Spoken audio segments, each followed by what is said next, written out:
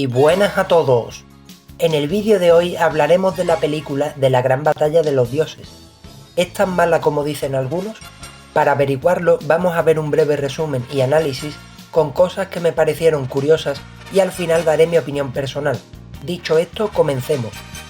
La peli comienza en Siberia mostrándonos cómo unos soldados de Akar se disponen a matar a otro de ellos acusándolo de traidor. En el último segundo aparece Yoga para evitarlo, y antes de desmayarse, el hombre al que ha salvado le dice que Akar está en peligro, por lo que Yoga va hacia allí a ver qué ocurre. Pasado un tiempo, al no recibir noticias del cisne, Athena se dirige a Akar junto con Seiya, Shiryu y Shun para entrevistarse con Dorval en el Palacio Valhalla. Este les dice que tampoco sabe nada de su amigo, aunque en palacio todos son más sospechosos que un marido cambiando las sábanas, y es que mientras están allí y cuando se marchan, los protas notan una fuerte agresividad por parte de los dioses guerreros, aunque no pasó nada porque iban acompañados por Frey, el cual se supone que es otro dios guerrero, aunque no se muestra agresivo como sus compañeros, ni tampoco veremos nunca qué armadura tenía. Pero parece que se le levanta algo más que el ánimo la primera vez que ve a Saori. Cuando Seiya y compañía están ya en casa de Frey para pasar la noche, llega un guardia a decirles que han encontrado el casco de Yoga. Y ese guardia, por cierto, era el mismo al que Yoga salvó al principio de la peli. Cuando ven el casco del cisne, Shiryu y Seiya saben que algo va mal, así que salen en busca de su compañero. Frey se reúne con Dorval para contarle que los dioses guerreros se comportan de manera extraña, pero Dorval, que en realidad está tramando algo junto a los demás dioses guerreros, ataca por sorpresa a Frey y lo encierra en una mazmorra. Cuando Saori va a palacio en busca de Yoga, Dorval intenta acabar con ella, pero como no puede, decide hacer algo tan humillante como ponerla en la proa de un barco. Cuando sienten que el cosmos de Athena ha desaparecido, Seiya, Shiryu y Shun van al palacio en su ayuda. Este último se encuentra con Ul, quien derrota a Andrómeda usando su espada. En cuanto a Shiryu, encuentra por fin a Yoga, pero este ahora es el dios guerrero de Midgard y parece que ha jurado fidelidad a Odín, así que Yoga y Shiryu terminan peleando, aunque el dragón está en desventaja casi toda la pelea porque Yoga le congeló el brazo de manera ruin. Finalmente los dos caen a un río y cuando Yoga se dispone a rematar a Shiryu, este último deja de ser tan amable con su compañero y le mete un Rozan Shoryuha entre pecho y espalda que le quita la tontería rápido, aunque Shiryu cae desmayado después de todo y no muere ahogado a pesar de que cae boca abajo en el agua. Y ahora volvemos con Shun, quien está a punto de caer derrotado pero aparece Ikki, el cual por cierto barre el suelo con Ur de una manera bastante humillante. ¿Sabéis cuál es la técnica más poderosa de Shun? Cuando grita hermano, porque ahí sabes que llegará el Fénix a repartir hostias como si no hubiese un mañana. Luego aparece Run, el más fuerte físicamente de todos los dioses guerreros.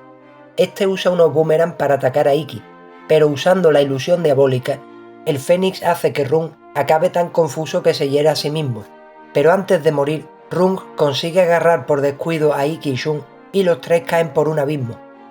En cuanto a Seiya, se encuentra con Loki cuando llega al palacio de Valhalla, y para sorpresa de todos, esta es de las pocas peleas que aunque está igualada al principio, Seiya termina ganando sin muchos problemas. La verdad es que Loki quedó como un vendehumo. Finalmente aparece el final boss, Dolvar, el cual le da de hostias hasta en el DNI al burro alado. Shun, Yoga, Ikki y Shiryu llegan para ayudar a Seiya, pero acaban comiendo suelo rápido. Cuando parece que no queda esperanza, aparece la armadura de Sagitario para ayudar a Seiya, el cual está a punto de rematar a Dolvar con la flecha dorada. Pero este le dice que aunque lo mate, no podrá rescatar a Saori. Cuando Seiya no sabe qué hacer, aparece Frey, quien consiguió liberarse de la mazmorra y sube a la estatua de Odín para destruirla.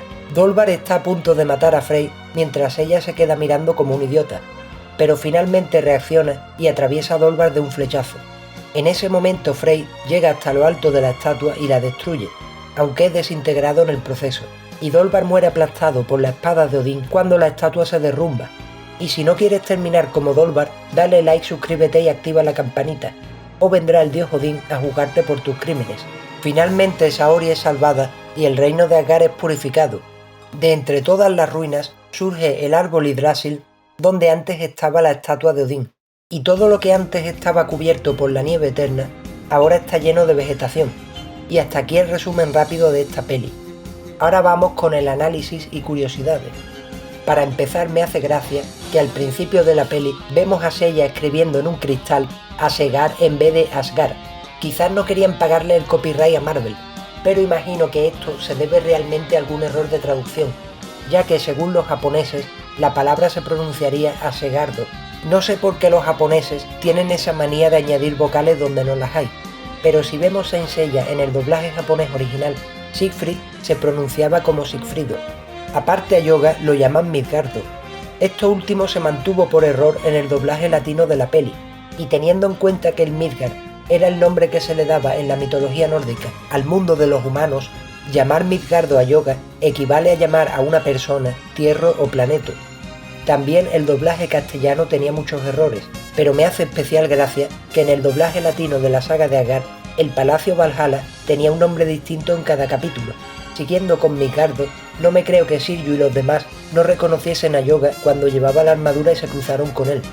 Además se nota con solo mirarlo a la cara, y Siryu dice que ya ha sentido ese cosmos antes. ¿En serio no sabía que era el cosmos de Yoga? En fin, el poder del guión ataca de nuevo.